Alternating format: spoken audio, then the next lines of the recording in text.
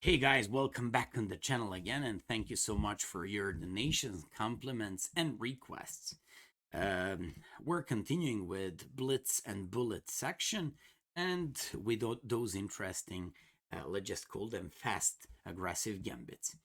I did a small research on the most popular openings against e4, and of course, you have like four most popular openings. It's Sicilian, it's e5, it's French, and Carcan. On the fifth place, very interestingly, it's Scandinavian opening. And just because of that, I decided to show you something extremely interesting for your bullet, especially bullet, you'll see why, and blitz games. It's called Leonhardt Gambit. E4, d5, you take, you of course develop your knight and kick the queen away with tempo, and when they play queen a5, da-da-da-da, it's b4. So, what's the point of b4? In all those bullet games, let's imagine most of your opponents will play knight f6 or c6 as a pre-move. So you're going to be able to take this queen for free. Now, let's stop having fun and joking. Actually, the point of b4 is to, by sacrificing a pawn, to continue to actually get your opening development faster. I prepared two games.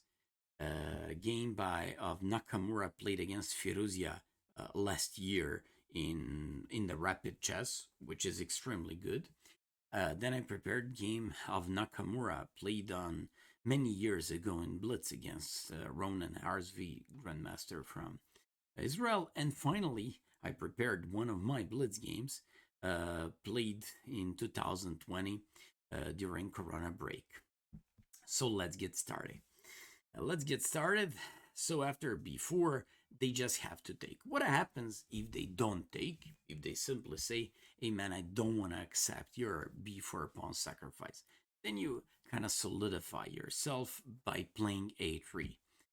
Now you already have like a pretty pleasant position. First of all, I have to say that you have a nice queenside pawn invasion, and also they have these problems with the queen on b6. After like a3, they gotta go c6 in order to be able to back up their queen on c7. So here you can play like knight f3, but in that case bishop g4. You can play d4, but in that case you might have some problems with d4 pawn. I very much like this move, bishop d3. And it is especially good and it works just because you have an open b2 square for the dark square bishop. I like these bishops here, and this kind of idea is going to give you like so many nice and creative ideas of being able to attack afterwards on the king side. So after bishop d3, they go knight f6. In case of g6, you play bishop b2. Now you threaten, for example, I don't know, to remove the knight on a4 and to win the rook. So they gotta go knight f6. Same thing happens if bishop g7, you just go knight a4 and they're going to fold one of these pieces. In case of knight f6, you go knight f3. They go bishop g7, you go castles. They go castles, you go rook e1, threatening pawn on e7. When they play queen c7, that is actually a down point of first placing the queen on d5, on a5, on b6, and now on c7. In 11 moves, they actually took like 4 or even 5 queen moves, which is too much. And then you play a4, which gives you a very pleasant development advantage, pretty clear and easy action on the queen side, and I like white's activity. White has a nice development here. Apart from this, in case of knight f6, you just go knight f3, e6. All these e6 options have to be considered very dangerous because they just lock the light square bishop. Reminds me of a bad version of some Scandinavian French positions. And after castles, bishop e7, rook e1, castles, bishop e2. I made too many arrows. Don't forget, we're going to analyze two games of Nakamura, and you know how much he likes all these arrows. On the other hand, now speaking seriously, you just want to place your knight on e5. I'm going to delete most of these arrows, not to confuse you anymore, but I'm just going to try to explain you the points. First of all, you'd like to jump with this knight on e5. By jumping with the knight on e5, you would be able to release your queen to go on f3 and consequently to go afterwards on the king side and to go into the attack. You also would like to include this rook by rook lifting and by playing rook on e3 with a rook g3 or h3 into attack. Finally, since you have this beautifully placed bishop on b2 and pretty strong bishop on d3, and both of these bishops are just going on this diagonal, you would just like to jump and open up the jump with the knight on e4 and open up the bishop on b2 by jumping with the knight on e4. I know that with all these arrows now it looks messy to you, but I just had to explain you the plans in these positions. That would be all. And let's take a look at the main lines of the Leonhardt Gambit. So queen b4, you just play rook b1, of course. Let's get the open file with tempo and harass the queen. Queen d6. I'll show you the game Nakamura played against Firuzia, and I also initiated by that game played d4 in my blitz game.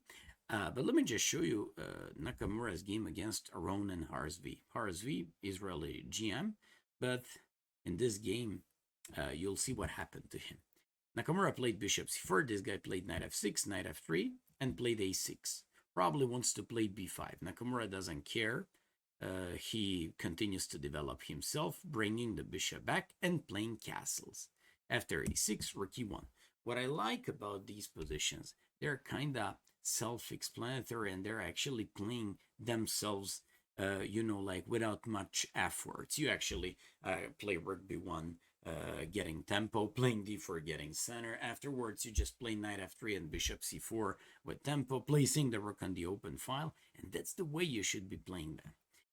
Here, I would seriously consider opening up once again my queen on f3 and doing the rook lifting, and playing knight e5.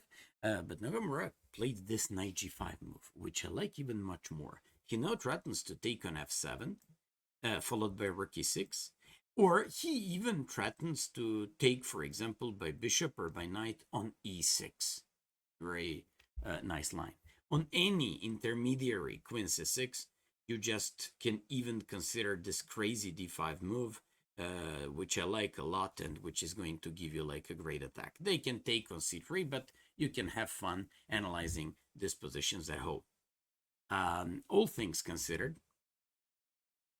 Roman Harzvi played knight e5. Nakamura played knight e4, including another piece into the action. When Harzvi played queen d7, Nakamura played queen h5. He's what I actually like about this gambit is that somehow all your pieces are going to be able to play very actively. And most of my students who ever tried this Leonhardt Gambit, they actually like it so much. So after bishop g5, knight c5. Look at this move. You threaten queen, you threaten bishop. Pawn on e6 is weak. This bishop on g5 is going to fall no matter what. Knight f6, queen g5 threatens queen, bishop, and g7. Queen c6 threatens mate. And now had bishop e6. Of course, f takes e6 doesn't work due to rook e6. And of course, queen g2 doesn't work because your queen on g5 defends mate. After castles, Nakamura brought his bishop back, took on b7, and played queen g3. With the bishop pair, he, of course, managed to win this game relatively easy afterwards. Although, after b4, rook b4, queen b4, rook b1, queen d6, I prefer more logical d4. I had to show you previous game because it's pretty much forced and it's pretty much similar to the things that are going to happen in the games that I'm about to show you. So let me just show you. After d4, I've seen one game where some guy fan on Lee Chess in 2020 played against Grandmaster Shevchenko, knight c6. Pretty bad one, but one has to know the refutation of this one. You cannot play knight f3 because it would be a killer move, bishop g4, and then d4, f3 is hanging. Okay, you have some rook b7, knight b5, but this would be dangerous. That's what I want to say. Play knight b5, you threaten the queen, pawn on c7, and afterwards play bishop f4, and with just these two pieces having the rook on open b file, you just have everything, and white is already close to be winning. In case of c6, I just want to show you a game of mine. I played knight f3, knight f6, and I played bishop to d3. The guy played e6. And once again, my opponent went for something like this. Now I'd like to stop and to tell you that everybody would like to play bishop g4, but they can't because of the rook on b1. That's one of the, I would say, positive sides of this Leonhardt Gambit by white. On the other hand, lots of guys, actually my students in the past asked me, Maya, what if there's nothing? You just play castles, bishop g7, rook e1, and play a specialty. Rook to b3 to go with a bishop a3, going after the pawn on e7 and queen. And after this, a4, preventing b5, and still, which allows yourself to go with a bishop a3, with a rook on b3 that goes after the pawn on b7, pawn on a4 that stops and prevents b5, bishop on a3 that is going to make an additional pressure against the e7 pawn on the e file. We definitely have a great compensation. And I can't say that we're winning or whatever, but of course, we just have a nice compensation for the given pawn. In my game, my opponent played the most logical move. You can just try it out and you'll see that most of your opponents will play d6 instantly. I played castles, knight bd7, rook e1, bishop e7. You have to admit that my opponent so far plays all the most logical moves. I was actually, like influenced by the game of some guy that played the game like in Germany back the 90s, and he played the following move, rook to b3, a move that I like very much. That move is aimed against castle because he wants to play bishop a3. So in case of castles, bishop a3 would just, in the worst case scenario, win the pawn after they play c5, unless you have something much more than that. That's why my opponent went for queen c7. Very logical move. Everything looks fine. If you remember the beginning of this lecture when I told you that in these positions you just have to go with knight e5, then you realize that I very much like to attack and enjoy this type of games. I don't care about the sacrifice pawn. I very much actually enjoy the fact that my queen now is going to join the attack, just like the rook by rook lifting. Opponent went for castles, and I played bishop g5. And here we have two games. I have a game between those German guys played in 90s, and I have game of mine. Let me just show you these German guys. This guy played c5, and the guy played knight e4. What I like about this idea, he's slowly but surely opening the third rank for the rook. In case of knight e4, he would just win the bishop on e7. He also pins the bishop on e7, and he's just weakening the f6 square. He also is interested in taking on d7 and taking on f6 afterwards. Black took, and he included first this check. That's what I like a lot. And after g takes f6, bishop h7, and now you see another good point and the positive effect of the rook being on the third rank. So after like king g7, played bishop h6, and black resigned. What a terrific attacking game by white, and now all white pieces just join the attack very easily.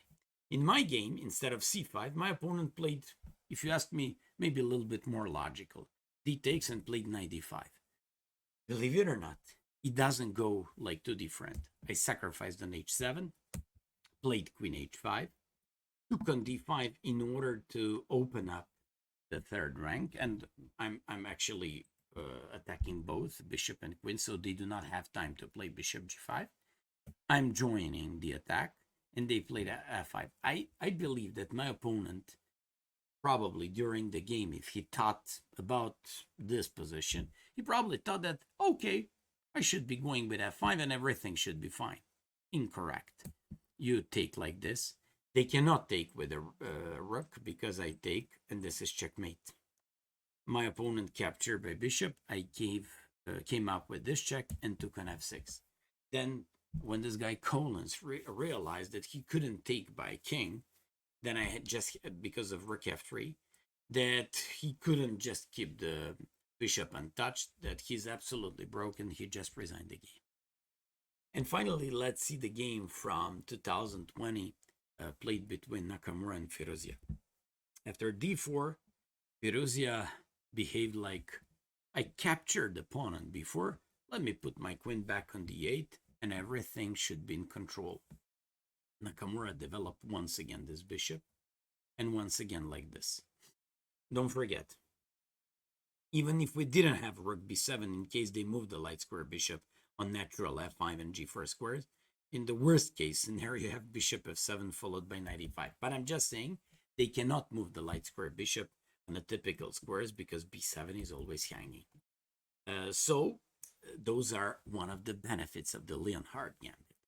After e6, you just go castles, bishop e7, and Nakamura played knight e5. Once again, he does the same kind of a thing. He wants queen to go onto the king's side and into the action.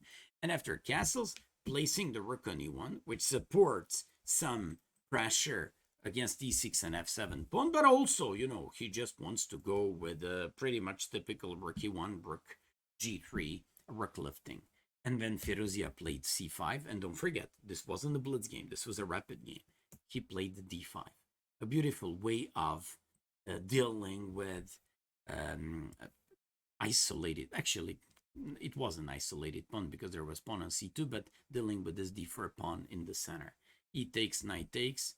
I believe that Fieruzia already realized how dangerous these pieces by white became, because if he captures, bishop would just capture and all of a sudden, I don't know, knight f7 ideas, bishop b7, queen f3 ideas, and simply he realized that in all these cases, black would be absolutely effortless. But actually, when he played bishop e6, another beautiful tactical shot came.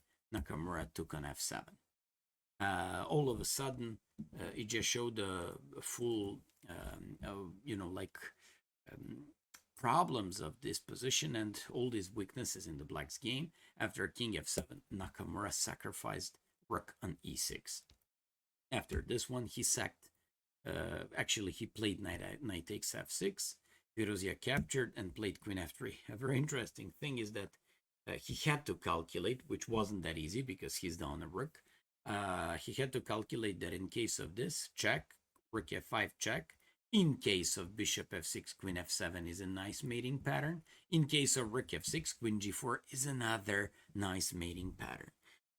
Fieruzia decided to take a walk with his king, but after queen g3, king d4, bishop e2, he got mated.